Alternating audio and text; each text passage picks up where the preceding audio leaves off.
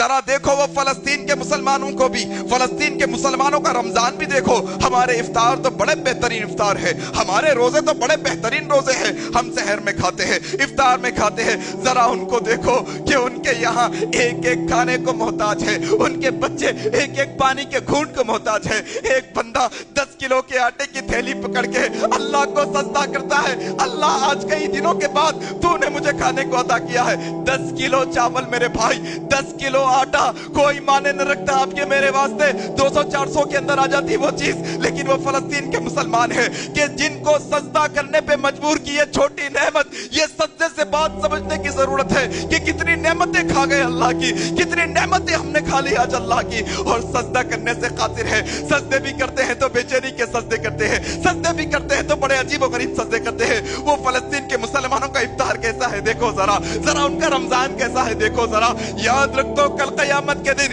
یاد رکھو کل قیامت کے دن وہ فلسطین کے مائیں بہنیں بھی آنے والی ہے میدان محشر کے اندر، وہاں کے بچے بھی آنے والے ہیں۔ تم تو گھوم پھر کر نئے کپڑے خریدتے رہ گئے، تم تو گھوم پھر کر ہوٹلوں میں اچھے کھانے کھاتے رہ گئے، اور وہ بچے بھوک سے بلک بلک کر سوتے رہ گئے، وہ بچے ایک ایک بوند کے واسطے ترستے رہ گئے، اور ہمارا تو کھانے میں لگا ہوا ہے من، کپڑے خریدنے میں لگا ہوا ہے۔ یاد رکھو کہیں اگر ان کو اس بات کا علم ہو جائے کہ ہمارے مسلمان دنیا میں رہنے والے ہمارے مسلمان بھائی ہماری اتنی مشکل کے باوجود خود سکون میں ہیں، خود سکون میں کھاتے ہیں، خود سکون میں پھرتے ہیں، خود سکون میں جو ہے نا گھومنا پھرنا ان کا لگا ہوا ہے، کہیں اللہ کی بارگاہ میں وہ ہمارے خلاف ہاتھ نہ اٹھا دے میرے بھائی، کہیں اللہ کی بارگاہ میں ان کا دل دکھ کر ہمارے خلاف وہ ہاتھ نہ اٹھا دے میرے بھائی۔ اس سے پہلے ذرا یہ سمجھو کہ تم اپنے اوپر خرچ کر رہے ہو، اپنی اولاد پر، بیوی بچوں پہ خرچ کر رہے ہو، بہت اچھی بات ہے۔ ذرا یہ بھی سمجھو کہ ایک ملک کے ایک جو ہے نا دنیا کے حصے میں ہمارے مسلمان بھائی بہن پریشان ہیں،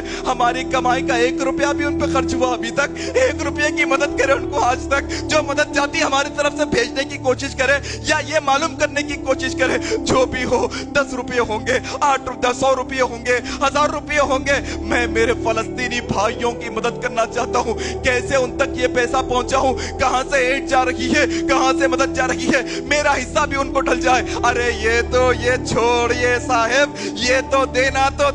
1 روپیہ تو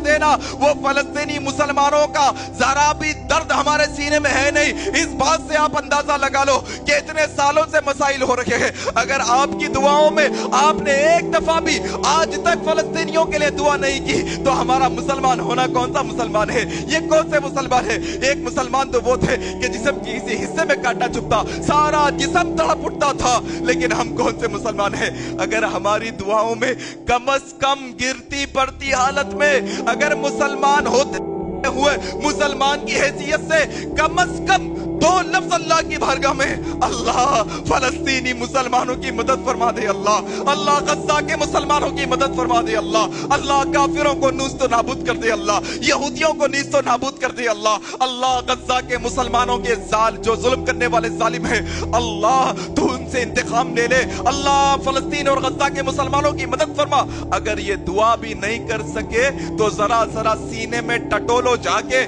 ایمان صحیح ہے نہیں ہے، اسلام صحیح ہے نہیں ہے، صحیح مسلمان ہے نہیں ہے، ذرا تھوڑا ٹٹولو۔ معمولی ہمارے علاقے کے اندر ہمارے آس پڑوس میں کسی کا انتقال ہو جائے تو درد ہو جاتا، ہمارے کو